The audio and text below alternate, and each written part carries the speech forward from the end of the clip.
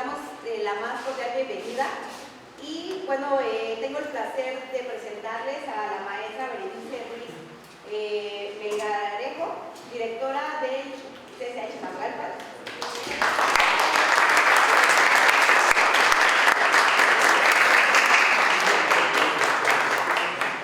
Muchas gracias, doctora, por podernos atender en este recinto.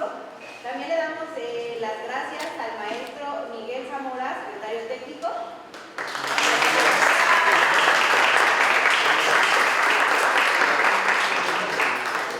Al doctor Ricardo Monroy Gamboa, profesor de física.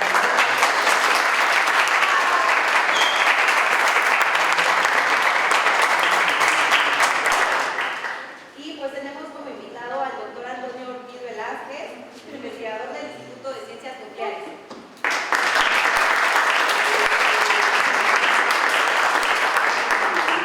Y también tenemos a otro invitado, muchas gracias, al doctor Alberto Villosa, también investigador del Instituto de Ciencias Nucleares.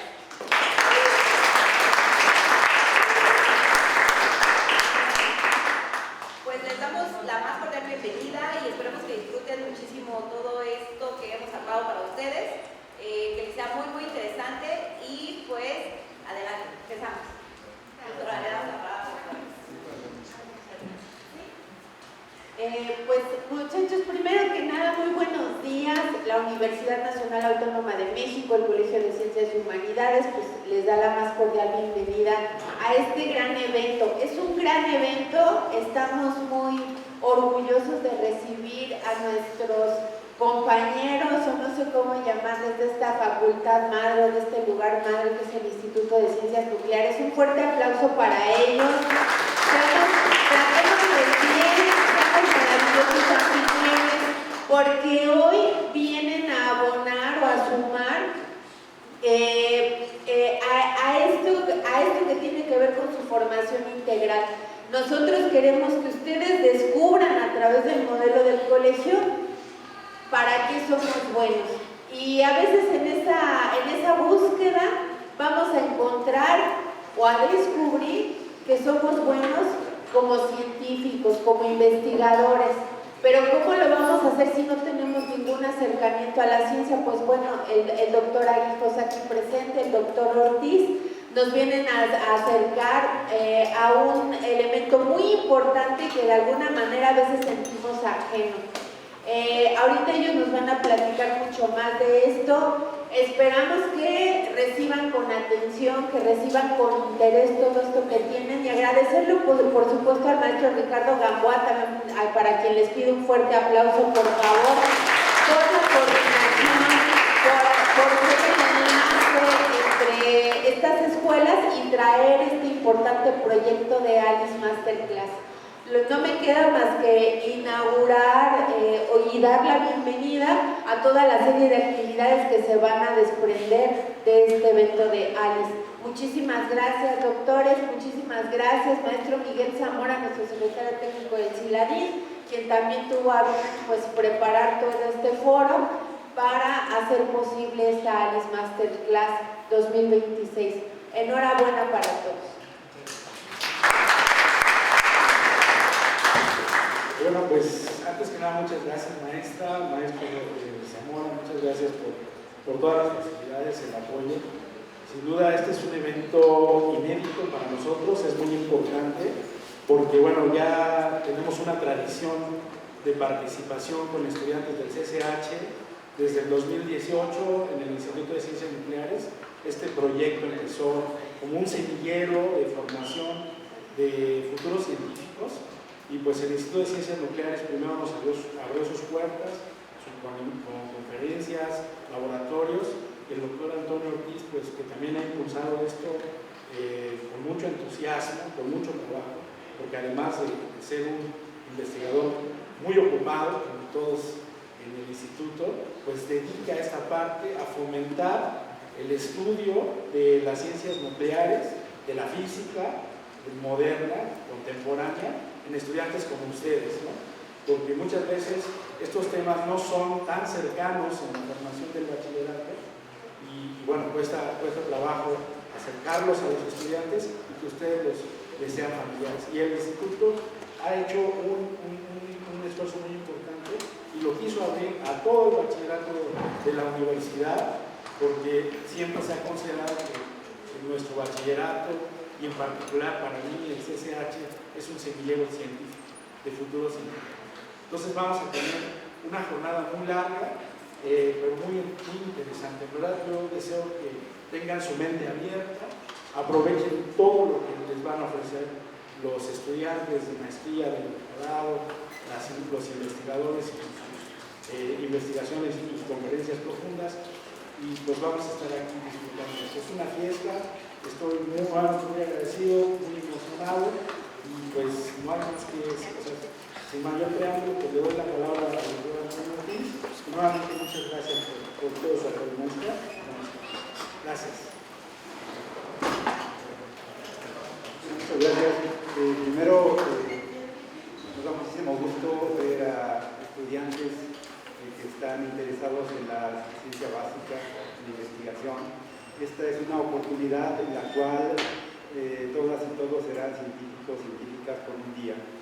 Van a escuchar una charla magistral a cargo del doctor Alberto Grijosa sobre física de partículas. Después van a aprender sobre cómo detectamos estas partículas utilizando instrumentos llamados detectores. Después la doctora Laura Elena Prueba va a dar un taller donde van a aprender a construir sus casas, van a poder hacer un detector muy sencillo en el cual podrán ver las trayectorias, las trazas de partículas de origen cósmico. Van a aprender a hacerlo aquí junto con ella. Posteriormente, con los estudiantes de doctorado, Jesús Eduardo y Paola Vargas, ellos van a realizar una sesión práctica, van a analizar datos del Gran Colisionador de Hadrones, van a discutirlo, van a hacer una interpretación y posteriormente van a unirse a una videoconferencia en la cual van a discutir sus resultados con una investigadora del Centro Europeo de Investigación Nuclear. Por tal motivo es importante que estén atentos, preparen un buen material para presentarlo a nuestra colega de Océano. Y también vamos a tener una charla a cargo de Samantha Sartú, que se encuentra por allá, que es postdoc del Instituto de Ciencias Nucleares. Esta charla será en inglés, pero bueno, esperamos que puedan seguirla con gran atención. Como indicó el doctor Ricardo, desde hace muchos años hemos iniciado esta actividad de la Masterclass Internacional en el Instituto, y con el apoyo de un proyecto PAPIME hemos logrado llevar esta actividad anual a planteles de nivel medio superior de la Ciudad de México. Hemos estado en la preparatoria de la UNAM, ahora estamos en CCH, el 26 de marzo vamos a estar en el Instituto de Educación Media Superior de la Ciudad de México con otra actividad a la cual también están invitados.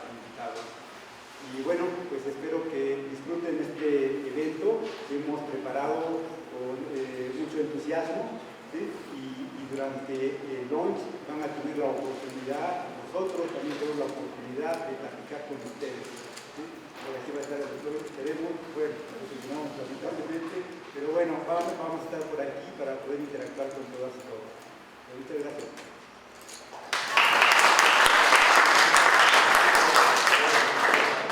Pues muy buenos días a todos, queridos alumnos, alumnas, profesores, y pues solamente me uno al agradecimiento del Instituto de Ciencias Nucleares de poder hacer este vínculo y traernos toda su experiencia, toda esta innovación, toda esta investigación, toda esta parte tecnológica a un medio superior.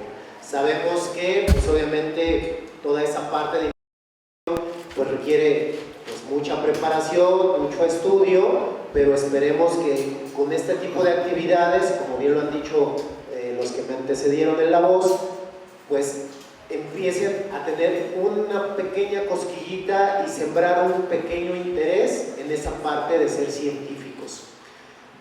Dentro de nuestro objetivo, que es la parte de CILADIN, Jóvenes a la Investigación y muchos programas que tenemos aquí en nuestro CCH, pues básicamente lo que buscamos es precisamente eso, ser un semillero de investigadores. ¿Para qué? Para que ustedes sean los que en algún momento muestren a la comunidad y a la sociedad todos esos avances tecnológicos, todos esos avances científicos que ustedes van desarrollando a partir de posiblemente otras investigaciones previas que a lo mejor nuestros doctores y nuestros maestros que nos vienen a presentar este tipo de conferencias, pues ustedes los tomen como base para un nuevo conocimiento y ustedes sean nuestros futuros científicos a nivel nacional y, ¿por qué no, soñar más allá a nivel internacional?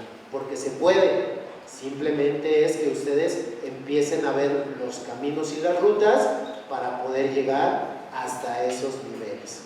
Bueno, pues nada más quiero agradecerle muchísimo a todos los que son parte de esta organización, mis compañeros de CILADI, mis compañeros de audiovisual, sistemas, a la maestra Berenice Ruiz Melgarejo por todas las facilidades que nos dio, a Ricardo, muchísimas gracias por traernos este tipo de actividades y pues bienvenidos Ciencias Nucleares, esta es su casa, CCH Nuclear.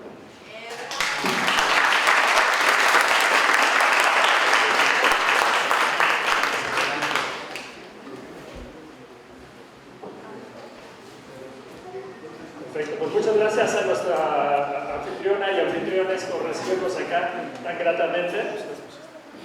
En lo que nos hace favor de apagar la luz para que se vean las transparencias, les reitero lo que ya les decía Antonio, que a nosotros cada año nos da mucho gusto verlos a ustedes, ver a mujeres y hombres interesados, jóvenes interesados en la ciencia, en diferentes direcciones, pero bueno, en particular hoy se viene a entender esta maravilla que es el experimento ALICE.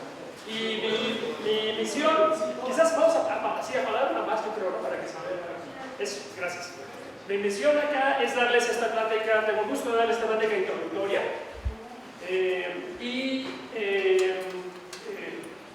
Luego vendrán otras actividades más detalladas. Entonces, bueno, de lo que se trata esta plática es de contarles algunas de las muchas sorpresas que nos hemos llevado tratando de entender una pregunta que nos ha acompañado a los seres humanos desde cientos de miles de años, que es ¿de qué está hecho nuestro universo? O sea, vemos a nuestro alrededor y nos preguntamos con mucha curiosidad de qué está hecho todo y de qué estamos hechos nosotros mismos.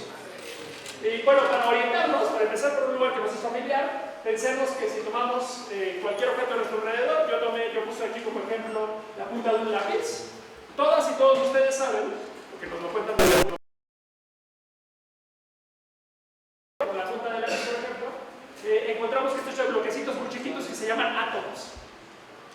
Y los átomos son extraordinariamente pequeños. Dice aquí que cada átomo mide algo así como una 10.000 millonésima de metro. O sea, los átomos son 10.000 millones de veces más chiquitos que nosotros. Así que noten lo impresionante que es que llegamos a saber que existen. Pero como también saben ustedes, los átomos son apenas el principio de nuestro viaje, porque hace poco más de 100 años descubrimos que hay cosas adentro de los átomos. Entonces, hacia allá vamos, y el punto es que si tomamos alguno de estos átomos, por cierto es una foto de átomos, no es un dibujo, es una foto de átomos de carbono, que es precisamente el tipo de contenido de la punta de un lápiz. Si tomamos un átomo y lo agrandamos, encontramos, como ustedes saben, que está hecho de algo ahí en medio que llamamos un núcleo. El núcleo es lo más grande y lo más pesado que tiene el átomo adentro. Y luego, moviéndose de alguna manera a su alrededor, estos otros bichos mucho más chiquitos que llamamos electrones. Saben también que si tomamos ahora el propio núcleo y lo agrandamos, los electrones de hecho no están hechos de cosas más chiquitas, hasta donde sabemos, pero si tomamos el núcleo y lo agrandamos, está hecho de cosas más pequeñas adentro, que llamamos protones y neutrones. Entonces, llegados hasta aquí, pues es donde todo el mundo escuchamos desde que nos cuentan desde la primaria, que los átomos y por tanto toda la materia que vemos a nuestro alrededor, incluidos nuestros cuerpos, están hechos de electrones, protones y neutrones. Lo que no sé si ya han escuchado suficiente es que hace como 50 años descubrimos que hay todavía otro paso más dentro de este juego de muñecas rusas que nos presenta la naturaleza, porque resulta que si tomamos, por ejemplo, un protón y lo agrandamos, dentro de él resulta haber dos tipos de partículas distintas que por pura diversión les llamamos quarks arriba y quarks abajo. Son solo nombres, no son posiciones, son más nombres. Son dos tipos de partículas distintas. Un protón resulta estar hecho de dos quarks de estos del tipo que vemos arriba y uno del tipo abajo, y en cambio un neutrón es al revés. Un neutrón está hecho de dos abajos y uno arriba. Entonces, con arribas y abajos podemos descubrir de qué están hechos los protones y neutrones y por tanto los núcleos. Bien, pues hasta ahí vamos en nuestra comprensión de los componentes básicos del universo. Es decir, Los electrones, los arribas y los abajos, hasta donde sabemos, no están hechos de cosas más chiquitas. Eso podría cambiar quizás en unos años, quizás descubrimos que hay cosas más adentro, pero hasta ahorita estos son los bloques básicos de la naturaleza. Y para expresar eso, le llamamos a estos partículas elementales o fundamentales. Pues cuando decimos partículas elementales, queremos decir eso: bloques que no están hechos de pedazos más chiquitos, sino que estas son las piezas básicas de la naturaleza. Ahora, en resumen, lo que he hecho hasta ahorita entonces es que es una idea que de hecho no debemos dejar de sorprendernos, por más que la hemos escuchado muchas veces, que es que todos los objetos que vemos a nuestro alrededor, desde los propios cuerpos hasta las estrellas más lejanas, pasando por todo lo que se imaginen, o sea, los delfines y las rocas y el aire y el cemento y los coches y la pasta de dientes y los chongos zamoranos, todo lo que ustedes quieran, todo está hecho de solo 3 tipos de bloques básicos repetidos, una y otra vez.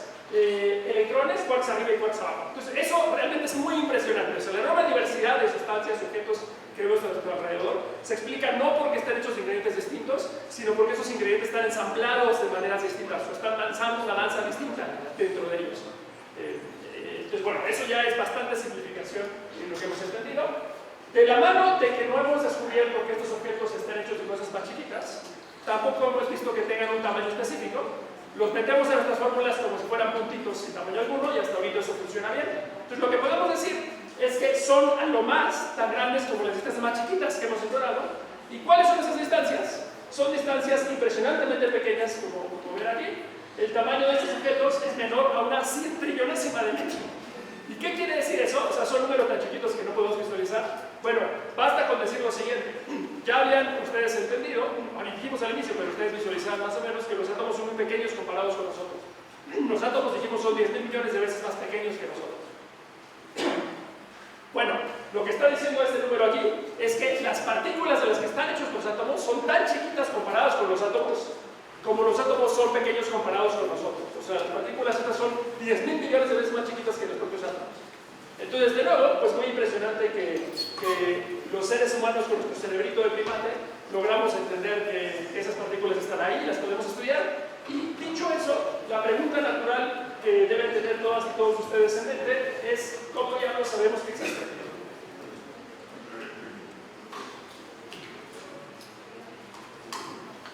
O sea, si les digo que estos bichos son tan chiquitos, pues ustedes pensarán, bueno, entonces es imposible descubrirlos siquiera y no se diga estudiarlos. Pero les voy a contar que tenemos buenas maneras de estudiarlos y la razón por la cual sabemos que existen es porque pueden dejar huellas. ¿Saben ustedes que, por ejemplo, si tenemos alguna extensión del terreno donde hay arena o lodo o nieve y pasa un animal por ahí, pues el animal va perturbando el material a su paso, va dejando huellas en el camino. Y por esa razón, aun si no vimos al animal cuando pasó, podemos inferir que por ahí pasó alguien y podemos, por el tipo de huellas que deja, por la manera como perturbó el material a su paso, podemos tratar de inferir qué tipo de bestia fue la que pasó por ahí. Bueno, de manera muy análoga, sabemos de las partículas elementales, porque si bien no las podemos ver directamente, sí podemos ponerles material a su paso para que dejen rastros en el camino. Entonces, aquí les traje una imagen de un tipo de detector, pues mayormente viejito, ya casi no se usa según ciertos experimentos, que se llama una cámara de burbujas. Cámara en el sentido de recipiente. Entonces es un recipiente lleno de un líquido en condiciones especiales que funciona de tal manera que cuando lo atraviesa ese líquido una partícula que tiene carga eléctrica, va rompiendo átomos a su paso y en torno a esos átomos rotos se forman muy poquitas, que las burbujitas sí son suficientemente grandes para que las veamos o incluso les tomemos una foto. O sea, esto de aquí es una foto, literalmente una foto, de rastros de partículas que han atravesado este líquido. Entonces, ahora sí ya saben por qué me tienen que creer este cuento que les estamos contando. Aquí ante sus ojos hay cada una de estas rayas o una de estas curvas es una trayectoria de una partícula que atravesó el líquido. Y así es como podemos empezar ya a vislumbrar estas huellas y por tanto la existencia de estas partículas y además empezarlas a estudiar. Eso es en este tipo de detector. En los detectores modernos, de los cuales Antonio les va a dar una plática a continuación, es más o menos la misma idea, nada más que más sofisticada. Lo que hacen ellas y ellos experimentales es poner muchas capas de materiales sofisticados en el mancho de las partículas y por la manera como esos materiales se ven afectados, pues de nuevo dejan un rastro que astutamente conectan estos materiales directamente a las computadoras, con lo cual ya no tenemos que tomar una foto de los rastros, sino que los rastros directamente aparecen en la pantalla de sus computadoras y se ven como aquí. O sea, es una foto de un evento real, de un choque de partículas, en el cual todas estas rayas que ven acá son de nuevo partículas, son rastros de partículas y los sabemos ahí por la manera como afectaron el material a su alrededor. Bien, ahora regresando a una foto de cámara de burbujas, o sea, otra vez rastros de burbujitas. Esta es una foto real otra vez, en donde simplemente los distintos rastros los coloreamos con un plumón para hablar de ellos más fácilmente, pero es una foto. Y aquí les traje esta foto porque quiero resaltarles una idea.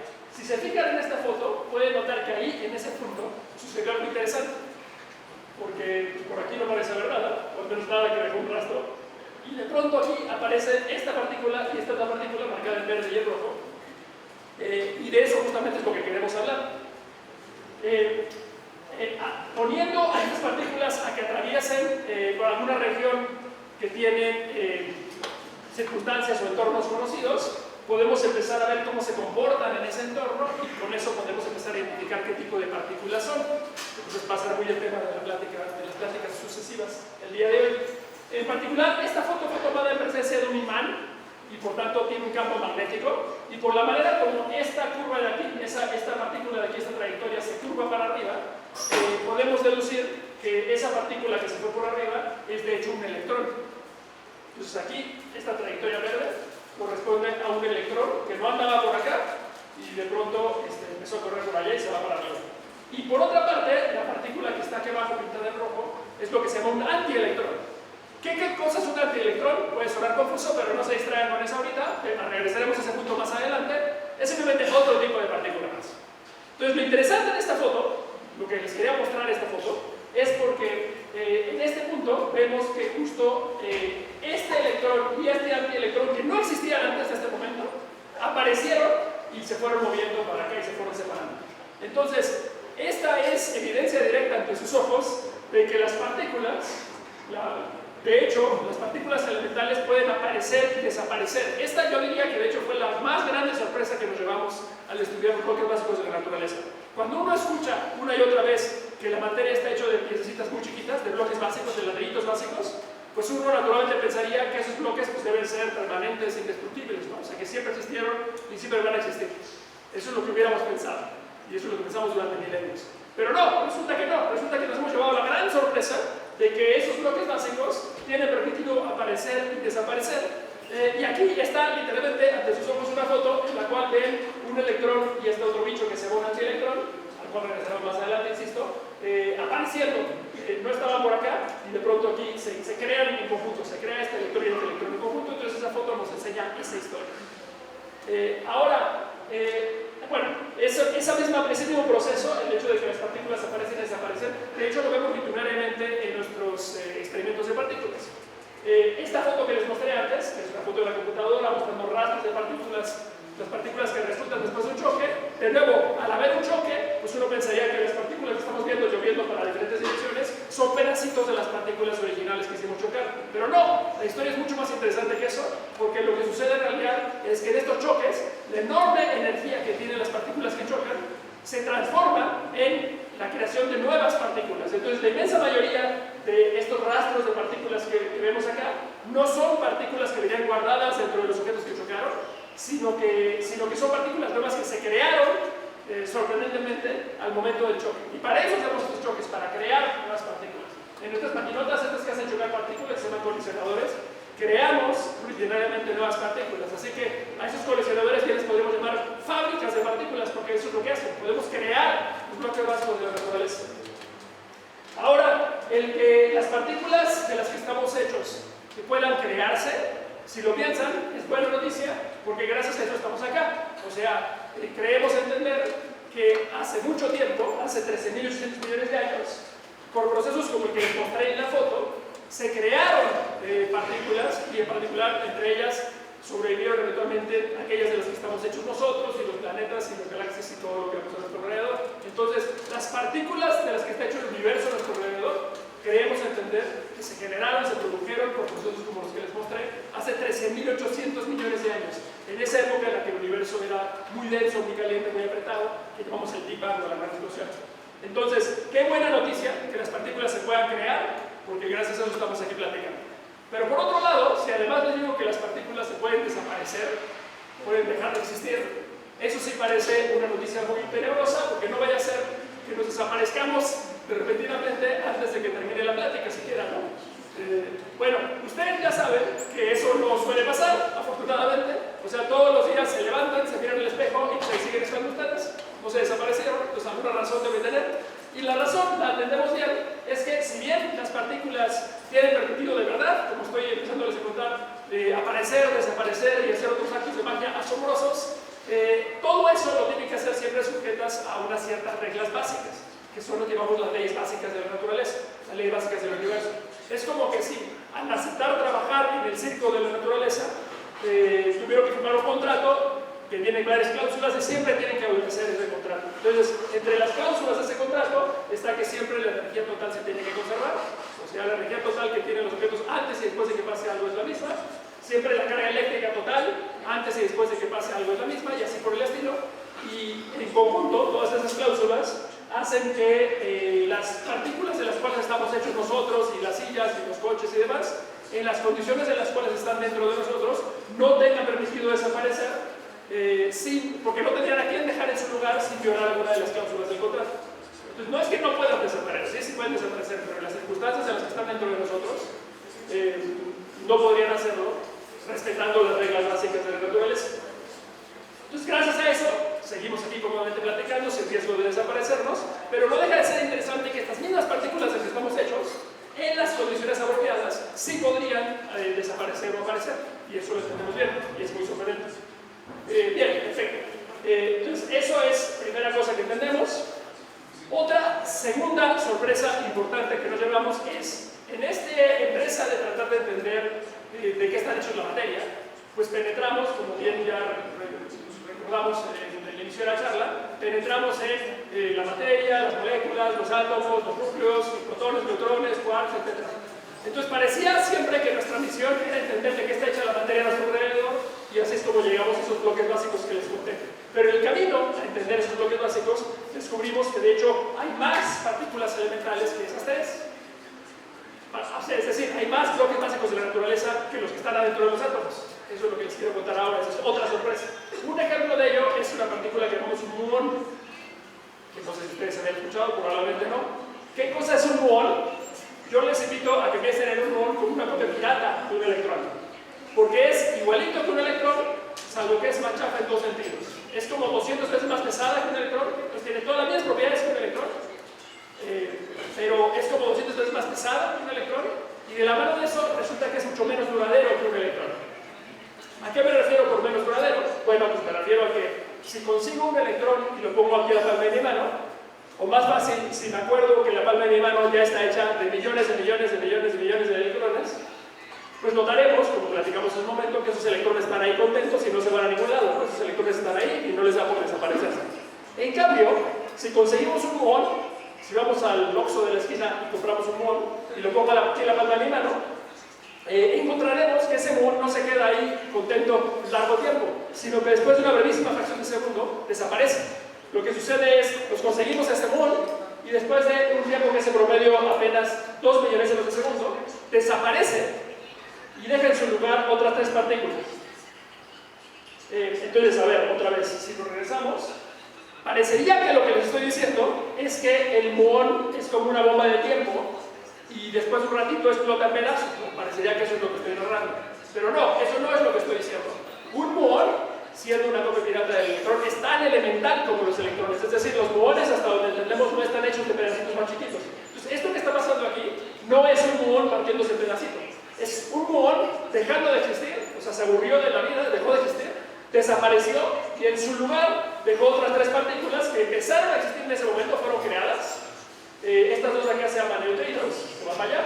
Y este de acá, si se fijan cómo lo estoy pintando, eso pretende ser un electrón. Entonces, estas son buenas copias pirata, porque uno se compra la pirata y en 2 millones de segundos ya tiene el original, que es el electrón. Pero como quiera, los muones hacen esto en tiempos muy breves, desaparecen, dejan en su lugar las partículas, y eso ya les hace les permite entender por qué nunca han oído ustedes de personas o coches o paredes o edificios hechos de muones. Claramente serían personas o coches o paredes o edificios muy poco duraderos. Entonces, con eso ya entienden por qué los muones no están adentro de los átomos como los conocemos. Pero la pregunta natural entonces es, bueno, si los muones no están ahí, pues entonces ¿dónde rayos encontramos muones? Y para encontrar muones podemos hacer una de dos cosas. Una es irnos a buscar a nuestros colisionadores de partículas. Es decir, que los colisionadores, donde hacemos estas maquinotas, donde hacemos choques de partículas, rutinariamente crean nuevas partículas y algunos días van a ser muones. Entonces podemos, si tienen un colisionador por aquí, pueden ir a buscarlo y ahí se encontrarán muchos muones. Ahí todos los días estamos creando muones. Pero tenemos una opción mucho más sencilla, de hecho. Para encontrar muones, la opción más sencilla, más barata de todas, es simplemente sentarnos aquí a esperar a que nos caigan del cielo. Y eso lo digo en el sentido más literal posible, porque resulta que la Tierra todo el tiempo está siendo bombardeada por partículas que nos llevan desde el espacio, que llamamos rayos cósmicos. La mayoría de ellos son protones, pues llegan protones moviéndose muy rápido desde el espacio, llegan y en cuanto penetran en la atmósfera, rápidamente chocan con alguno de los núcleos de los átomos que están formando la atmósfera, los átomos del aire. Pues. Y cuando se producen esos choques, llega el protón, choca contra un núcleo, y cuando se producen esos choques, pues de nuevo sucede lo mismo que en nuestros colisionadores, nada más que estos choques son grandes. Sucede que chocan y la enorme energía que tienen los protones al llegar, parte de ellas se transforma en nuevas partículas, entonces se crean nuevas partículas, algunas de ellas son muones y muchos alcanzan a llover hasta la superficie de la Tierra. Entonces, de gratis, se están produciendo todo el tiempo choques de partículas en las capas superiores de la atmósfera, se están creando nuevas partículas, esta maravilla que hablamos antes, que las partículas se pueden crear, algunas de ellas son muones y algunas de ellas alcanzan a llevarnos acá, incluso bajo techo. Los muones son capaces de atravesar el techo, atravesar el edificio, atravesarnos nosotros y eventualmente desaparecer de poner adentro del suelo. Entonces, ¿cómo sabemos esto? O sea, de nuevo esto parece un cuento que les estoy contando. ¿Cómo sabemos que esto es cierto? Porque podemos poner detectores aquí en la superficie y constatar que sí, que realmente nos están lloviendo partículas del cielo, y algunas de ellas son precisamente muones. Esto de aquí es un detector que se llama cámara de chispas, que es misma idea que antes, pero ahora el rastro que dejan es un rastro de chispas saltando entre placas de metal. En nuestro instituto, el Instituto de Ciencias Nucleares, tenemos justamente una cámara de chispas y puedo dar fe de que uno lo enciende y ve todo el tiempo rayas cayendo desde el cielo. Entonces, de verdad que con detectores podemos comprobar que nos están lloviendo partículas del cielo, entre ellos muones, y de hecho las mediciones nos muestran que cada segundo, a cada una y uno de ustedes les atraviesa como 30 muones, y como ven no duele. Entonces, con esto entienden ya que los muones son tan parte del universo como todo lo demás, solo que nadie se había tomado la molestia de presentárselos a ustedes. O sea, los muones todo el tiempo están aquí a nuestro alrededor, solo que no nos habíamos dado cuenta, no les habíamos contado esa historia. Bien, entonces estas son un ejemplo de otras partículas que no están dentro de los átomos, pero sí son parte del universo, son parte de los bloques básicos de la naturaleza. Bien, ahora, con eso ya les conté un poquito de esta idea, esta noción de partículas básicas, tanto las que están dentro de los átomos como las que están afuera, pero me falta agregar ahora un ingrediente más, que es que las partículas no las deben imaginar solo como flotando ahí aburridamente, cada una por su lado, como gotitas de polvo, sin hacer nada. Tienen vidas mucho más interesantes que eso, porque resulta que las partículas se hablan entre sí, se comunican unas con otras, se afectan unas a otras, a través de lo que llamamos fuerzas o interacciones fundamentales. Entonces, de lo que quiero hablar de esas fuerzas, ustedes saben de fuerzas a nivel de la vida cotidiana, por supuesto, pero yo quiero hablar de que entendemos el origen de esas fuerzas a nivel micro, a nivel chiquitito, a nivel de las partículas básicas. Entonces, tomamos, por ejemplo, dos electrones. Todos los electrones del universo son iguales, entonces todos tienen carga eléctrica del mismo tipo. Recordarán ustedes que los electrones tienen carga negativa. Y recordarán también que si dos objetos tienen carga del mismo signo, en este caso negativa, entonces esperan ustedes que se repelan, ¿no? O sea, que se ahuyenten uno al otro. Pero la pregunta que quiero yo indagar acá y narrarles es ¿cómo pasa eso? O sea, ¿cómo ocurre que el electrón de la derecha se entera que el electrón de la izquierda anda por ahí y entonces se tiene que hacer un lado? O sea, ¿cómo pasa eso? ¿Cómo se hablan entre sí? ¿Cómo se afectan entre sí? Bueno, la historia que entendemos, se los narro por pasos, es la siguiente. Les voy a narrar la historia intermedia con la cual se comunican estos electrones. Va el electrón de la izquierda por ahí, felizmente, y de pronto, como está aburrido, se le ocurre escupir una partícula que no existía antes. Se le ocurre crear una nueva partícula. Esa partícula se llama un fotón. Entonces, bueno, al crear esa partícula, pues el electrón desvía su trayectoria, se va para un lado, y el fotón se va para algún otro lado. Y ahora ese fotón viaja hasta el otro electrón, y al llegar a él es absorbido por ese electrón, deja de existir, y ese es el que hace que el electrón de la derecha se haga a un lado. Ese es el que impulsa al electrón de la derecha a ahuyentarse del electrón de la izquierda. Entonces, en total, lo que estoy diciendo es que es esta partícula intermedia la que lleva el chisme del electrón de la izquierda al electrón de la derecha. Si lo dibujo como caminitos de estas partículas en lugar de ponerle la narración, estamos diciendo esto, ¿no? En total estoy diciendo esto: este electrón va por ahí, siguiendo este camino, de pronto, azarosamente, aquí de pronto se le ocurre crear una partícula que no existía antes. O sea, esta partícula no venía guardada dentro del electrón, sino que no existía antes, ya habíamos discutido eso antes, las partículas pueden aparecer. Bueno, justamente haciendo eso, los electrones son capaces de crear estos otros bichos que se llaman fotones. Y bueno, si son capaces de crearlos, viendo la película al revés, son capaces de absorberlos, y justamente eso es lo que pasa, que el electrón de la derecha absorbe esta partícula mensajera, y esa partícula debe existir. Pero el efecto neto fue que el electrón izquierdo le habló al de la derecha, se comunicaron entre sí y por eso se repelieron uno al otro. Entonces, entendemos que existen estas partículas que actúan como mensajeras o transmisoras de las fuerzas básicas, en este caso la fuerza que llamamos electromagnética. Y en resumen, lo que les estoy diciendo es que los electrones, lo que saben hacer en la vida, el truquito para el que los contratamos para que funcione en la naturaleza, es que son capaces de escupir o absorber fotones. Eso es lo que puede hacer un electrón, o para el caso cualquier objeto con carga eléctrica. Y usan ese truquito, los electrones, para hablarse entre sí a fotonazos. O sea, aquí estamos viendo que los electrones se repelen a fotonazos, ¿no? Se avientan fotones entre sí. Bueno, ahora, ustedes pensarán, ¿a mí qué me importa lo que hagan o dejen de hacer los electrones? O sea, bueno, bien por ellos, ¿no? Felicidades, que se intercambien fotones. Pero a mí, ¿por qué me importa eso? Bueno, me importa porque en cualquier situación de la vida cotidiana esto está pasando todo el tiempo. Entonces, por ejemplo, ahora mismo estamos en este auditorio, con todas y todos ustedes acá, y saben bien que a todas y todos nosotros nos está jalando hacia abajo la fuerza de gravedad. O sea, la fuerza de gravedad es la fuerza con la cual todas las partículas que forman la Tierra nos están atrayendo hacia abajo. Y a pesar de eso no nos estamos cayendo, ¿no? Que la fuerza de gravedad nos quiere jalar hacia abajo queda clarísimo si les quito la silla en la cual están sentados y cavamos un hoyo en el suelo, pues claramente ustedes van a seguir cayendo, señal de que la gravedad realmente los quiere llevar hasta el centro de la Tierra. Pero eso afortunadamente no está pasando. Ustedes están sentados aquí cómodamente a una distancia razonable, cómoda del centro de la Tierra. ¿Y cómo es que pasa eso? Bueno, pues tiene que ser que alguien nos esté empujando para arriba. Y cuando examinamos los detalles encontramos que esa fuerza es precisamente la fuerza electromagnética. O sea, en términos de fuerzas básicas de la naturaleza, la fuerza que los está empujando a ustedes y me está empujando a mí para arriba es la fuerza electromagnética.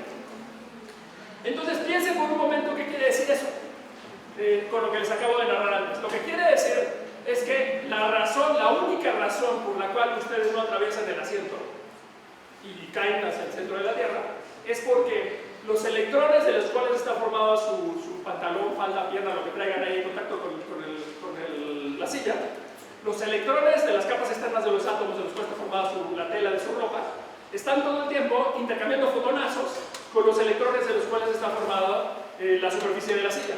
Y gracias a esos fotonazos están ustedes flotando ahí a una pequeñísima distancia de la superficie de la silla, cómodamente, y gracias a este efecto de la fuerza electromagnética producida a fotonazos.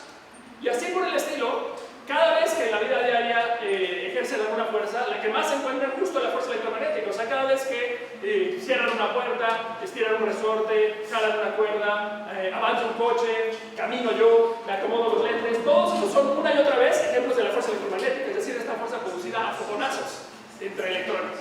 Entonces, entender el origen microscópico de esto es entender muchísimo sobre la naturaleza de nuestro mundo, incluso en las situaciones cotidianas. Ahora, por si eso fuera poco, resulta que los fotones, estas partículas mensajeras de la fuerza electromagnética, hacen doble papel, porque resulta que ellos son además las partículas de las cuales está formada la luz. La luz es una onda electromagnética y cuando luego salía el micro es un río de muchísimos fotones. Entonces, ahora mismo, ustedes y yo nos estamos viendo a fotonazos precisamente. Entonces, la luz está hecha de estas partículas que llamamos fotones. Por eso se llaman fotones.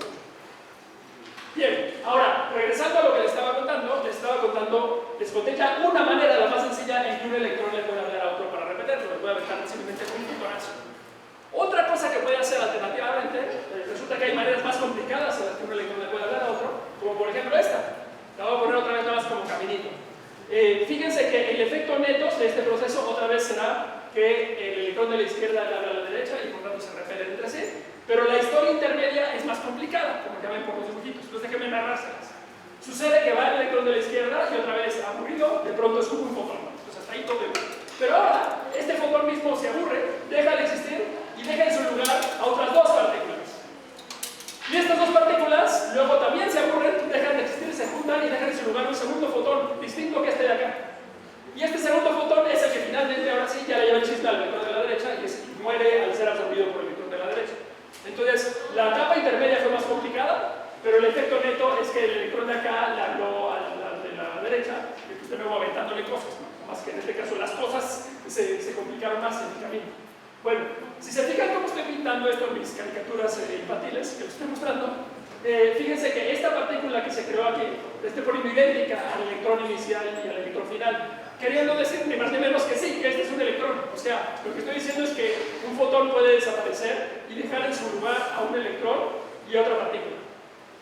¿Qué es esa otra partícula? Bueno, precisamente es lo que vimos en la foto inicial hace rato. Esa otra partícula es exactamente lo que llamamos un antielectrón. ¿Qué es un antielectrón? Bueno, déjame primero decir, hemos encontrado, y esta fue otra sorpresa que nos llevamos al estudio del microscópico, que por cada tipo de partícula, por cada bloque básico de la naturaleza, existe otro objeto correspondiente que llamamos un antipartícula. Entonces hay antielectrones, pero también hay antiquarks arriba y antiabajos, y pueden formar antiprotones y antineutrones y antinúcleos y antiátomos y antipersonas en principio podría formar. Entonces, existen las antipartículas, para cada bloque básico existe su correspondiente antipartícula. Ahora, ¿qué quiere decir una antipartícula? Ahora sí es momento de contestar esa pregunta. Bueno, es simplemente otra partícula. Primero que nada, no es, como el nombre podría sugerir, algo que está en contra de las partículas. No es así como anti-neoliberal o alguna cosa de estilo. Es antipartícula, es otro tipo de partícula, pero se llama anti porque es igual en todas las propiedades excepto una.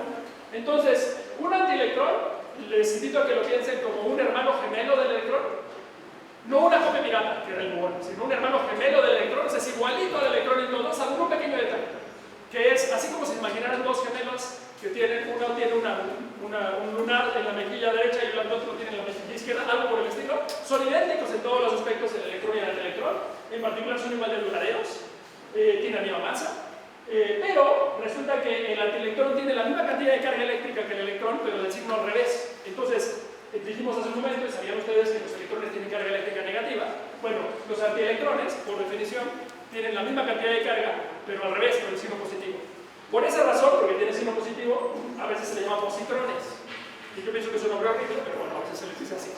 Entonces, existen antielectrones y ya les digo, existen también antiquarks arriba, antiquarks abajo, antinúcleos y podrían formar, en principio podrían formar anticoches, antipersonas, aunque no hemos visto nunca nada así. Todo esto de antipartículas que forman antimateria suena a ciencia ficción. Ustedes seguramente han escuchado estas frases, pero no deja de sonar a ciencia ficción. Es un buen nombre en el mercado técnico, antimateria. Y les puede sonar entonces como que estas cosas no existen, pero les estoy contando que existen. Tan sabemos que existen que todos los días salvan vidas. Las antipartículas son precisamente las partículas que utilizamos para una técnica para tomar imágenes del cuerpo humano que llamamos PET, por sus siglas en inglés. Es tomografía por emisión de positrones. Y recuerden que los positrones son los antielectrones.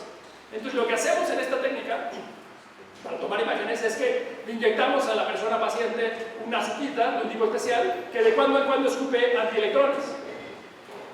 Y esa azuquita se va por la sangre de la persona y se consume más en las zonas que están más activas, y así es posible tomar, por ejemplo, imágenes como esta del cerebro, no solo la estructura del cerebro, sino el cerebro en funcionamiento, porque las zonas que están más activas del cerebro de la persona consumen más de todo tipo de azúcar, en particular este que le inyectamos, y por tanto en esas regiones del cerebro se liberan más antielectrones, y esos antielectrones cuando se crean por ahí, cuando aparecen, rápidamente se encuentran con los electrones que forman el cerebro de la persona, y cuando se encuentran, una posibilidad que tienen es juntarse, desaparecerse y dejar en su lugar partículas de luz, es decir, fotones.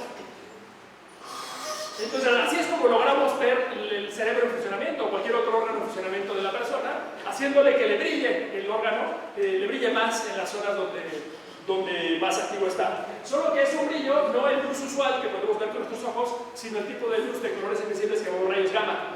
Y eso es lo que se detecta con esta maquinota que está aquí alrededor. Entonces, haciéndole que le brille el cerebro a la persona, persona, podemos ver cómo está funcionando. Y por cierto, esto hace que se le desaparezcan unos electrones en su cerebro, lo cual suena medio peligroso, ¿no? O sea, como que no se quisiera someter a ustedes este procedimiento. Este man está comiendo cachos del cerebro, pero no nos va a extrañar porque el cerebro de la persona está hecho literalmente de millones de electrones, así que no va a extrañar unos cuantos que se le perdieron. Bien, entonces las antipartículas existen, que las usamos día con día para salvar vidas, para diagnosticar cáncer, por ejemplo. Bueno, ahora, con todo esto ya les conté los ingredientes básicos a nivel conceptual que son necesarios para hablar del mundo microscópico, que es lo que ustedes vinieron a aprender el día de hoy y es lo que van a seguir indagando en las pláticas que siguen, en las actividades que siguen. Pues se va a poner más interesante su día, conforme avanzamos. Ahorita estamos en la parte introductoria. Pero ya que les di todos esos elementos, ahora sí puedo avanzar a comentarles que tenemos una teoría específica que incorpora todos estos elementos y resume todo lo que hasta ahorita creemos entender con precisión, con razonable certeza, sobre la composición del mundo a nuestro alrededor. Es decir, la respuesta a esa pregunta añeja de qué está hecho el mundo, de qué estamos hechos nosotros y todo lo que vemos, la tenemos resumida en una fantástica teoría que pues, es nuestra mejor receta del universo que tenemos hasta ahora. A esa teoría le hubieras podido poner un nombre de rimbombante, como la receta cósmica o algo así, pero no, le pusimos un nombre muy chafa, le pusimos un nombre muy modesto. Esa teoría se llama simplemente el modelo estándar, como que fuese la primera cosa que se nos ocurrió. Pues ese es el modelo estándar, o como si no hubiéramos tenido suficiente dinero para conseguir un modelo automático. Bueno, entonces el modelo estándar nos cuenta por un lado cuáles son los marcos básicos de la naturaleza y por otro lado cuáles son las fuerzas básicas de la naturaleza, son los elementos que les conté antes. ¿Y qué nos dice el modelo estándar? O sea, en resumen, ¿qué es lo que hemos encontrado en esta búsqueda de los bloques básicos? Bueno, por un lado, el modelo estándar nos dice que hay no 3 ni 4, sino 12 bloques básicos de la materia, 12 como ladrillos, entre comillas, básicos de la materia. Que repito, ya sabemos, no todos están adentro de los átomos. Bueno, de esos 12 están divididos en dos grupos. La mitad aquí de arriba se llaman quarks, justo como nuestros amigos arriba y abajo, que están adentro de los núcleos, adentro de los protones y neutrones. Y los otros 6 se llaman leptones, como nuestro viejo amigo el electrón, que de hecho fue la primera partícula elemental que descubrimos al final del siglo XIX. Entonces, bien, hay 12 bloques en total, y la mitad se llaman quarks y la mitad se llaman leptones. Entonces, son como parientes del electrón y son parientes de los arriba y abajo. Ahora, según lo que habíamos dicho al inicio, sabemos que nos bastaría con estos 3 de aquí para armar los átomos. O sea, con los quarks arriba y abajo podemos formar protones y neutrones, y por tanto núcleos, y con los electrones a nuestro alrededor podemos formar átomos, ¿no? Entonces, para formar la materia a nuestro alrededor nos bastaría con estos bloques de acá. Pero de hecho, para que el universo funcione como lo conocemos y como es importante para nuestra existencia, necesitamos también esta otra partícula de acá. Esta partícula ligerita que se llama neutrino, porque es neutra, y muy ligerita por eso neutrino, como neutroncito en italiano. Esa es importante porque participa en las reacciones que hacen brillar al Sol. Y sin el Sol, pues no estaríamos aquí viviendo, ¿no? No existiría vida en la Tierra si no estuviera relativo esta estrella que es el Sol. Bueno, las reacciones que hacen brillar al Sol no solo producen un montón de luz, que ahora entendemos es un montón de fotones, o sea, no solo nos baña un río inmenso de fotones que vienen del Sol, sino que las reacciones que hacen brillar al Sol en su interior se producen también muchísimos neutrinos. Y entonces estamos bañados todo el tiempo en un río de muchísimos neutrinos que nos llegan en particular del Sol y también de otros lados. Esos neutrinos son como fantasmitas, que de hecho, ven que les conté hace rato que cada segundo nos atraviesa como 30 muones y puede atravesar el techo y puede atravesar nosotros. Bueno, los neutrinos son todavía más impresionantes porque no solo nos atraviesan a nosotros, sino atraviesan la Tierra completa como si no estuviera. Se siguen de largo como si fueran fantasmitas. Y cada segundo, no me acuerdo el número exacto, pero cada segundo nos atraviesan literalmente millones de neutrinos. Entonces, otro nuevo amigo que está a nuestro alrededor y no sabíamos que existía. Bien, entonces, como les digo, con las partículas de esta columna sería suficiente para armar un universo como nos interesa a nosotros, que es un universo suficientemente complejo como para que nosotros pudiéramos existir. Pero a pesar de eso, sabemos que existen también las otras columnas. Nadie entiende por qué, pero así como les dije hace rato que el electrón tiene una copia pirata que se llama el muón, y aquí ven, por cierto, los números que puse aquí, solo por indicación, el primer número es cuál es la masa de la partícula en unidades del electrón. Entonces, como prometí, el muón es como 200 veces más pesado que el electrón. El segundo número es cuál es la carga eléctrica del objeto en unidades del electrón. Entonces, como ven, un muón tiene la misma carga eléctrica que el electrón, justo como prometí también. Bueno, interesantemente, resulta que no contento con solo crear una copia pirata del electrón, que es el muón, El universo tiene también ahí de respaldo otra segunda copia pirata, que es este tau. El tau es como una copia pirata del electrón y del muón. Es 3.500 veces más pesado que el electrón. Fuera de eso tiene menos propiedades y bueno, también es menos duradero por tener más energía guardada.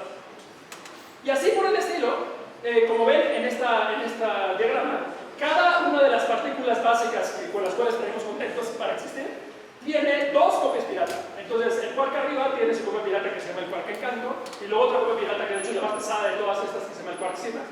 Tiene las mismas propiedades, solo que son más pesadas cada vez. Y así por el estilo, cada una de esas partículas, cada renglón, pues son dos copias piratas de la primera columna. Nadie tenemos la menor idea de por qué existen esas tres columnas. Sabemos que tienen que venir columnas completas, eso sí lo entendemos, pero nadie sabe por qué hay tres columnas. Esas columnas le llamamos, como ya lo puse acá, pero no lo había leído, esas columnas le llamamos familias o generaciones de partículas. Entonces, sabemos, el modelo estándar nos dice que hay tres generaciones de partículas básicas, de los bloques básicos de la materia, pero nadie entiende por qué hay tres, por qué no 17 o solo una. El caso es que hay tres, hasta donde hemos encontrado hay tres de esas columnas completas. Bueno, pues con eso termino la parte de decirles cuáles son los bloques básicos de la naturaleza según entendemos en nuestro catálogo, que es la receta del universo que tenemos, que es el modelo estándar. Por otro lado, les tengo que hablar de cuáles son las fuerzas con las cuales se afectan entre sí estas partículas o se congregan en particular. Entonces podemos pensar, si los bloques básicos de la materia son como ladrillos, podemos pensar que ahora con las fuerzas vamos a hablar como de los cementos con los cuales se congregan esos ladrillos.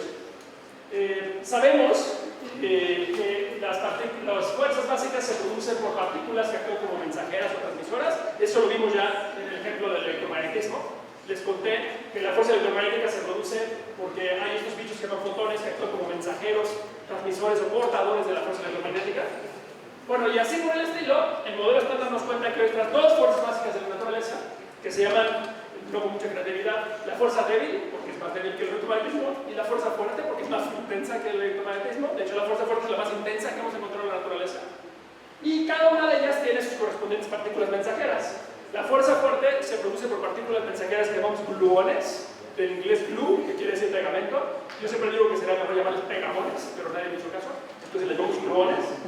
Y la fuerza débil tiene partículas mensajeras de dos tipos distintos, que todavía más aburridamente se llaman más W y Z. Entonces, pues eso. Ahora, ¿en dónde? Ya ustedes les contamos hace rato cómo la fuerza electromagnética todo el tiempo, incluso si no lo pensamos, todo el tiempo está en lo que sucede a nuestro alrededor. En cambio, la fuerza débil y la fuerza fuerte no nos enteramos mucho de su existencia hasta venir a una plática como esta. ¿Para qué sirve la fuerza fuerte? Pues la fuerza fuerte es doblemente crucial para nuestra existencia, porque la fuerza fuerte es justo la responsable de que los quarks se ensamblen para armar protones y neutrones y que los protones y neutrones se ensamblen para formar núcleos. Entonces, la fuerza fuerte, los gluones pues, que son las partículas mensajeras de la fuerza fuerte, son como el cemento con el cual se ensamblan los quarks para armar protones y neutrones y de nuevo para congregarse eventualmente para armar núcleos. Así que si la fuerza fuerte no existirían los núcleos, por tanto no existirían los átomos, por tanto no existiríamos nosotros. Así que gracias fuerza fuerte. Por otro lado, la fuerza fuerte es también la responsable principal del brillo de las estrellas, como el Sol. Y no es casualidad, de hecho las estrellas son el lugar, el centro de las estrellas son el lugar donde se cocinan los núcleos.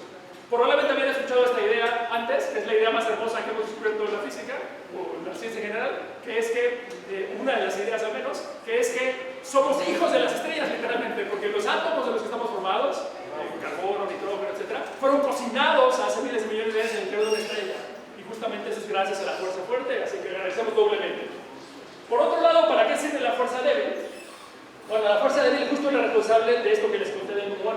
¿Se acuerdan que les dije que el muón, después de un tiempo muy chiquito, el muón es una partícula elemental, pero después de un tiempo muy chiquito, como 2 milésimas de segundo, desaparece y deja en su lugar otras 3 partículas, una de las cuales es un electrón. Bueno, esa transmutación del muón en electrón más estos otros bichos que se llaman neutrinos, uno es un neutrino y otro es un antineutrino, de hecho, se produce precisamente gracias a estos amigos de acá, a estas partículas W, que son mensajeros de la fuerza débil. Entonces, para explicar esos procesos que seguro existen, necesitamos agregar a la lista de fuerzas, pues esta otra, que es la fuerza débil. Bueno, ahora, el modelo estándar de entrada nos lista estas 3 fuerzas, pero nos indica algo más, o sea, al ir indagando las propiedades de esta fuerza nos llevamos una sorpresa adicional, que es que las 2 primeras de la lista están emparentadas. Así como el nombre electromagnetismo nos indica lo que entendimos hace como 150 años, que es que las fuerzas eléctricas y magnéticas, que de entrada parecen muy distintas, de hecho son parientes una de la otra, son como dos caras de la misma moneda. Similar a eso, hace 50 años con el modelo estándar, llegamos a descubrir que a pesar de que en nuestra vida diaria la fuerza electromagnética y la débil parecen completamente distintas, al grado de que la fuerza débil probablemente no se habían enterado de su existencia hasta ahorita que me están escuchando, a pesar de eso, la fuerza electromagnética y la débil están muy cercanamente emparentadas, de nuevo son como dos caras de la misma moneda, están unificadas, decimos. Entonces a eso, otra vez, no con mucha creatividad, no con mucho ingenio, le llamamos la fuerza electrodébil. Entonces en realidad el modelo estándar nos dice que hay dos fuerzas básicas, la electrodébil y la fuerza. Y con eso logramos explicar todo esto, con eso logramos explicar el contenido de la materia básica y sobre todo cómo está ensamblada esos bloques básicos para armar la materia que conocemos a nivel macro. Bueno, pero eso no concluye con la historia, nos falta un ingrediente más del modelo estándar para ya terminar la conversación, el inventario, y eso es este otro bicho misterioso que probablemente han escuchado, que se llama el bosón de Higgs. Esa partícula extra tiene un papel especial. Por un lado, es responsable pues es lo que permite, es lo que vuelve posible, que la inmensa mayoría de las partículas que les listé antes tengan masa. Por ejemplo, partículas mensajeras de la fuerza débil, se llaman Ws, son variantes de los fotones, entonces de entrada no deberían tener masa, justo como los fotones no tienen masa, pero tienen masa por culpa de este señor Higgs, de esta partícula, este otro ingrediente que se llama el bosón de Higgs. Y también, relacionado con eso, la partícula de Higgs está relacionada con el mecanismo que hace que en la vida cotidiana parezca muy distinta a la fuerza débil y la fuerza electromagnética. O sea, en el fondo están emparentadas, pero en la vida diaria parecen muy distintas. La razón tiene todo que ver con este otro ingrediente que se manifiesta en términos de esta partícula que llamamos el bosón de Higgs. Ahora, bosón de Higgs es un nombre que suena súper exótico, que suena como que estamos hablando de qué cosa, pero déjenme desglosarlo por pedazos para que entendamos a qué nos referimos. Primero, la parte de bosón se refiere simplemente a partículas sociables. O sea, bosón es un término dominguero para hablar de partículas que son sociables. ¿Qué quiere decir que son sociables? Que tienen permitido hacer lo mismo al mismo tiempo. Entonces pueden hacer fiestas, por ejemplo.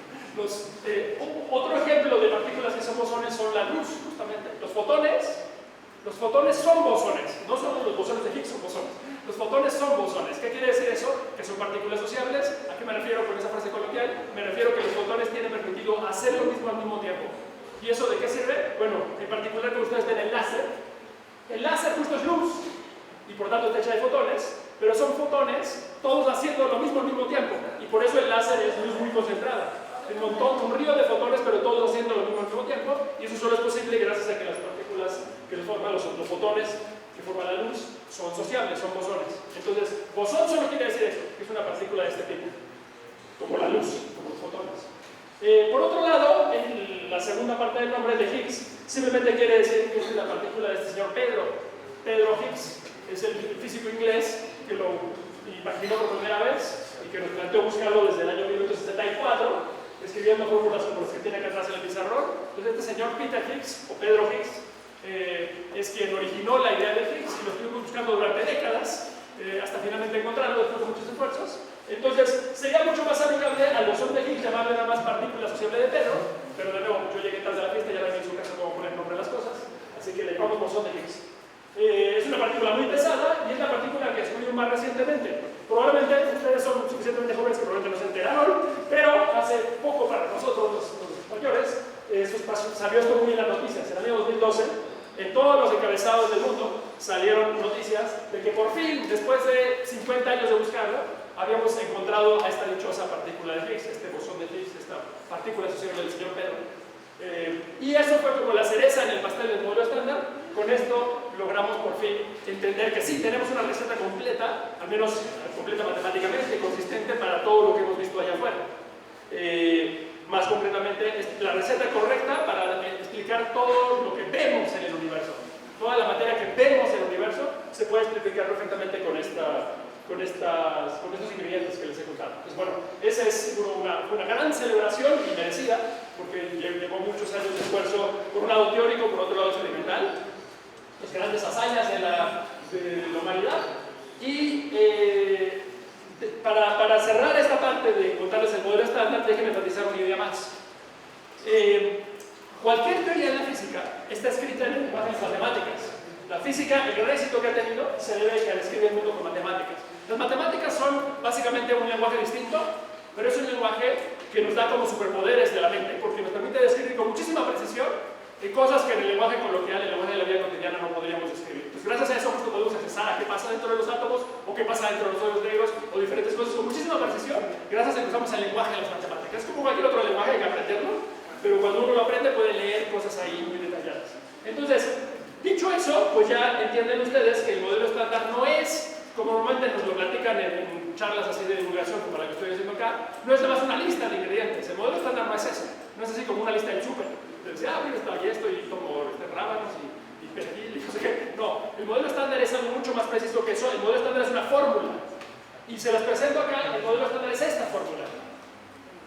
Entonces, fíjense el tremendo poder que tienen las matemáticas para resumir información, que estos garabatos que podemos condensar incluso suficiente como para imprimirlos en una taza, a la venta, por cierto, del CERN, cuando vienen los amigos reales.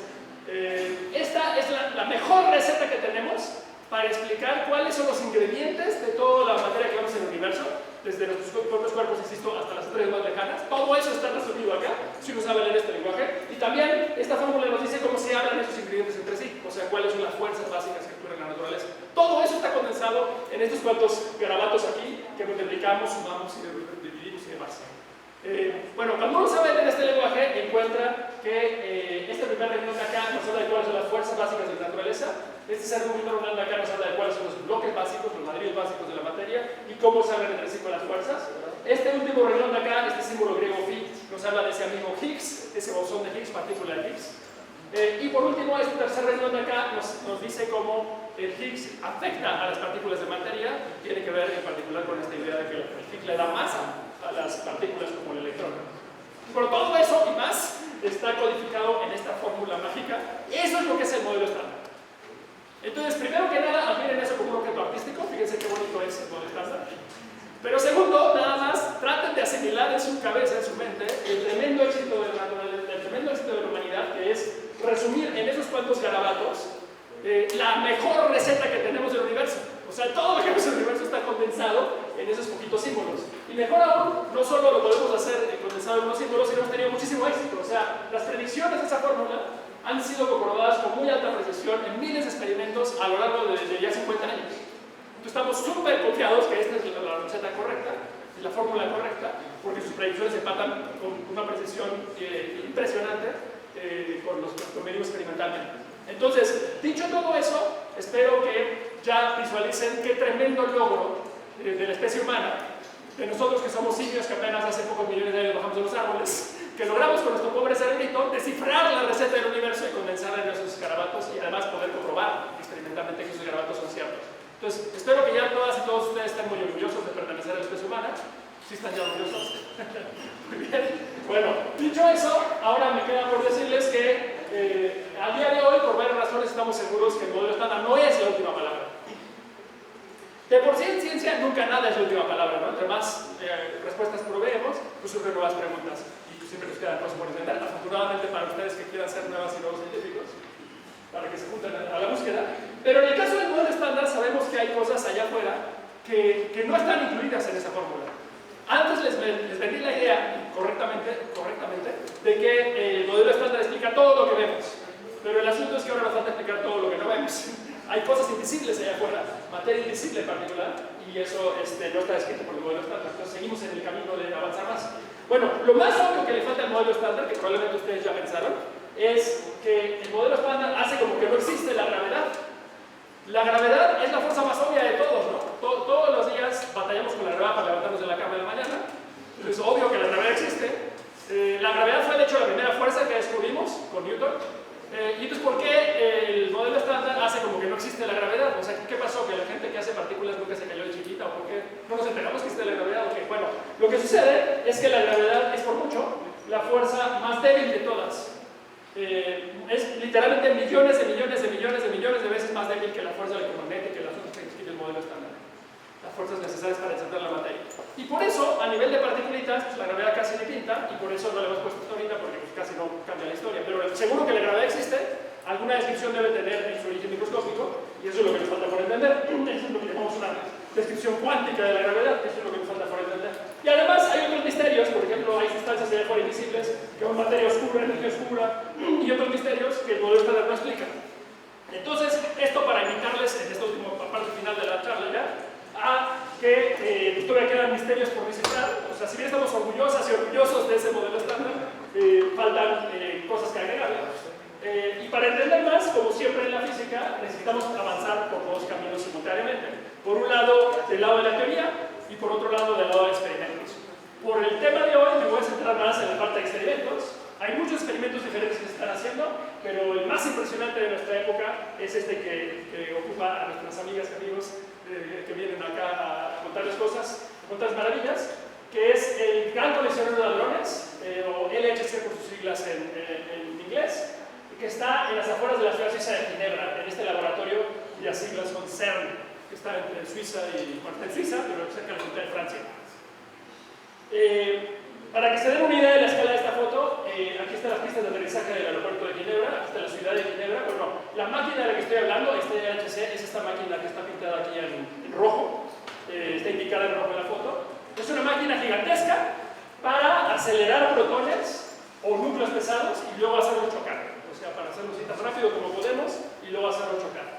Y cuando digo gigante, no estoy exagerando, es una máquina que su circunferencia mide 27 kilómetros de circunferencia.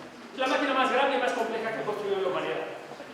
Entonces, esa es una maravilla de nuestros días. Y de eso, ahí trabajan nuestros amigos discípulos de Italia. Entonces, ahí debajo, como unos 100 metros debajo del suelo, hay un túnel, así como el túnel del metro. Esta es una foto del interior de ese túnel. Y ese túnel va dando la fuerza en forma de ese círculo de 27 kilómetros. Y dentro está este tubote, pero dentro de ese tubo hay diversas cosas, en particular dos tubitos más chiquitos, como centímetros de ancho.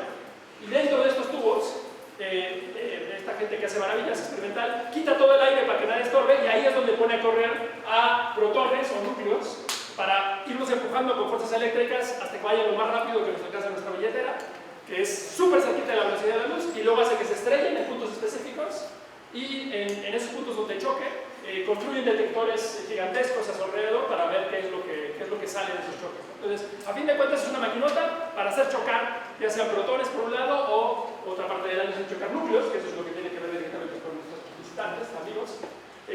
Y hay cuatro grandes experimentos, cuatro grandes detectores que operan en esta maquinota. El que más nos importa hoy es ALICE. Entonces, ALICE es este detectorzote de acá, aquí es donde estaba con esta foto, y fíjense la comparación con el tamaño de una persona. O sea, increíblemente, a pesar de que este es un detector para detectar los bichos más chiquitos que hay en la naturaleza, necesitamos un detector grandotote como esto, ¿no? Grandototes como catedrales. Aquí les traje otra foto de otro más, este se llama CMS, y otra vez, fíjense el tamaño de esta bestia comparado con una personita que está por acá abajo.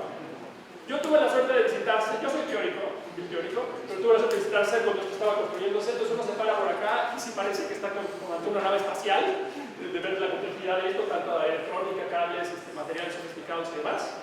Y para ya terminar, solo quiero dejarles esta idea, que es importante que la diga yo siendo teórico, porque nuestros amigos experimentales son demasiado modestos, que justo si les da esto la sensación de que están ante una nave espacial, no están muy perdidas y perdidos, porque podemos hacer una analogía con eso.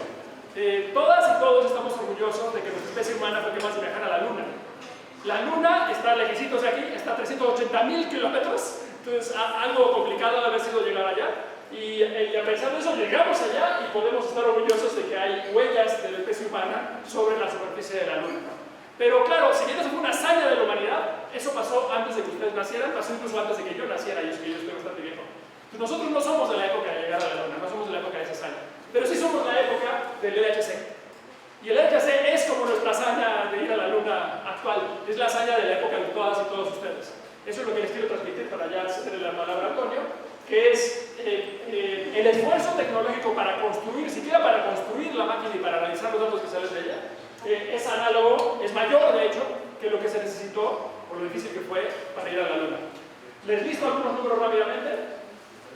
Construir el LHC requirió el trabajo de más de 8.000 personas, de más de 100 países, durante más de 20 años. Entonces ya ahí se dan cuenta que sí, fue una cosa que me echarle cabeza y esfuerzo. El costo total de la máquina fue algo así como $10.000 millones, que creo que es el costo de unos días de la guerra de Irán hoy en día, por cierto. Con todo ese dinero y esfuerzo se logra producir, esta máquina produce cada segundo como unos 600 millones de choques de partículas. Cada segundo 600 millones de choques de partículas para estudiarlos. Para ir curvando a las partículas en su trayectoria se necesitan imanes muy grandes, se usan más de 1200 imanes de 27 toneladas cada imán.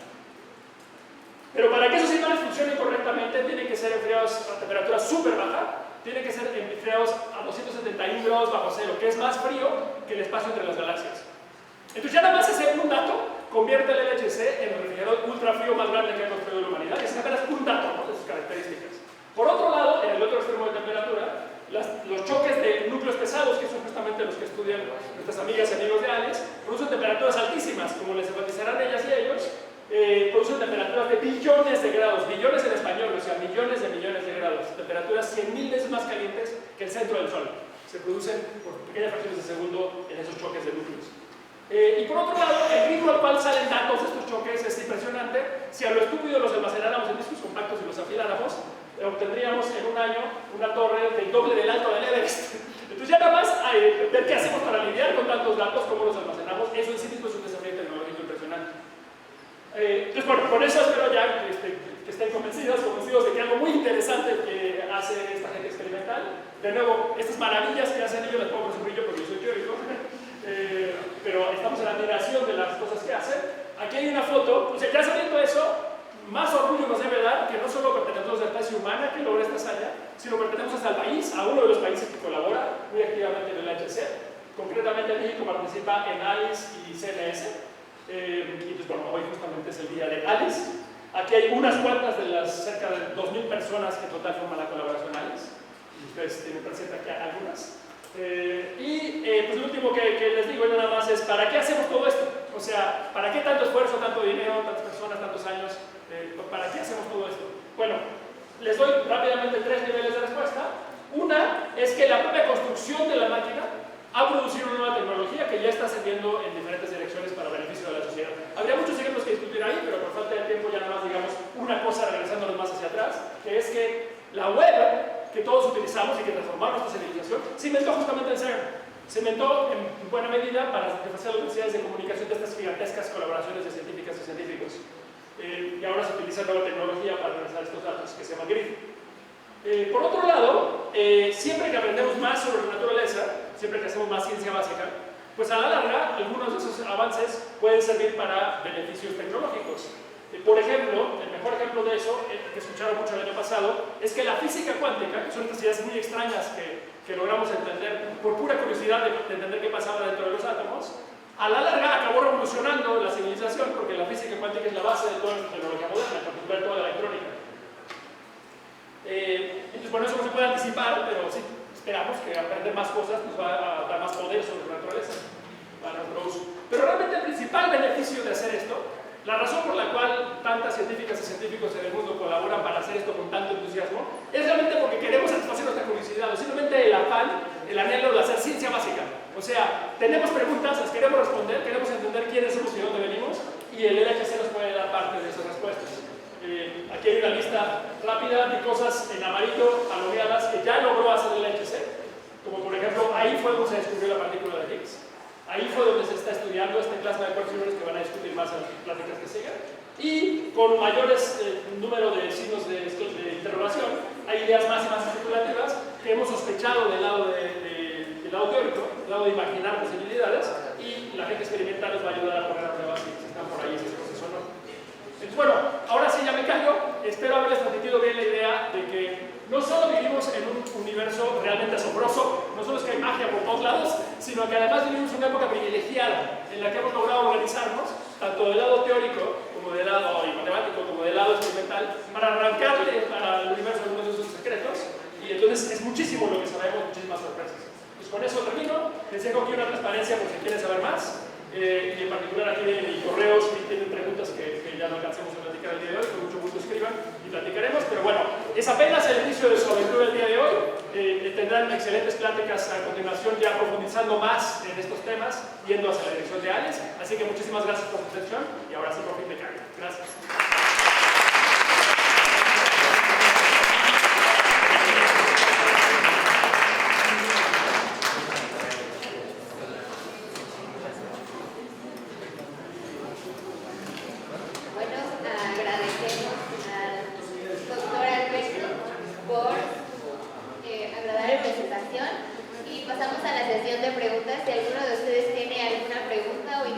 algo que no hayan entendido, algo que quieran entender, que quieran preguntarle ahora, que es oportunidad que tenemos con expertos, por favor, levanten la mano.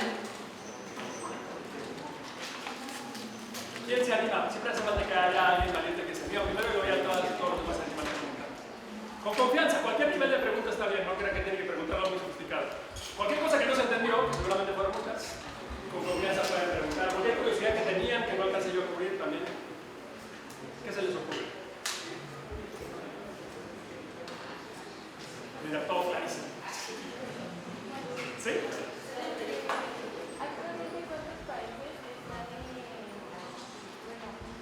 ¿En Alex? Bueno, eso te puede decir mejor 38 países. En Alex 38 países. Y así por el estilo de otras colaboraciones, también miles de personas y decenas de países. ¿Sí? Entonces, muy bueno que México está apoyado decididamente a estos esfuerzos grandes de la humanidad, que como les digo, es una hazaña de nuestros días, ¿no? Así que estamos contentos. ¿Queréis preguntar algo más? Gracias a ti. Bien, pues ya le puse el ejemplo de ella, ahora ¿quién más quiere preguntar? ¿Alguna cosa por ahí suelta que les guste? ¿Alguna curiosidad? No hagan conclusiones ahora. Bueno, sí. ¿Usted qué inventos cree que se puedan lograr revolucionar con esta máquina? Bueno, de la máquina en sí, dejo a las expertas y los expertos que hablen, que son ellas. Yo soy, como les digo, yo soy un vil teórico, un físico teórico, solo como de lápiz, papel y computadora. Yo me dedico a algo que se llama teoría de cuerdas, que es un intento de ir más allá del modelo estándar. Entonces, eso es otra cosa, otra historia que contar otro día. Pero, en cuanto a la máquina misma, bueno, hay muchos planes y puede contar a Antonio para ahora. Sí, bueno, brevemente, hay aplicaciones, por ejemplo, para tratar el cáncer. Se pueden usar los magnetos, ¿sí? El alambre que ha sido desarrollado para el NHC, por ejemplo, actualmente se ha patentado y es utilizado para hacer diagnóstico por imagen. Pero de eso posiblemente podemos platicar en mi presentación. Gracias.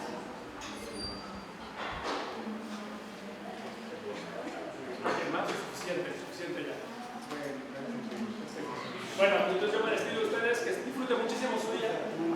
Sí, claro, sí.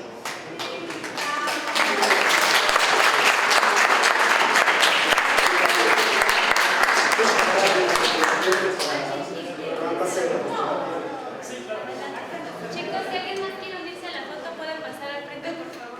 Sí, a ver chicos, pues primero que nada, otro fuerte aplauso para nuestros científicos que se tomaron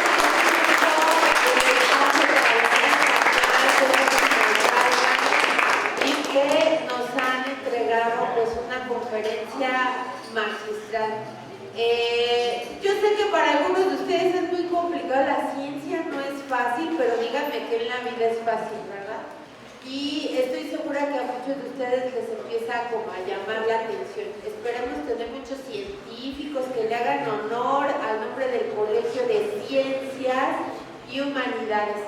Y bueno, les invitamos a pasar, obséquienos una foto de este gran evento de inicio. ¿Qué les parece? Nos ponemos arriba, los que quepan arriba y quienes estemos más latinos en la parte de abajo.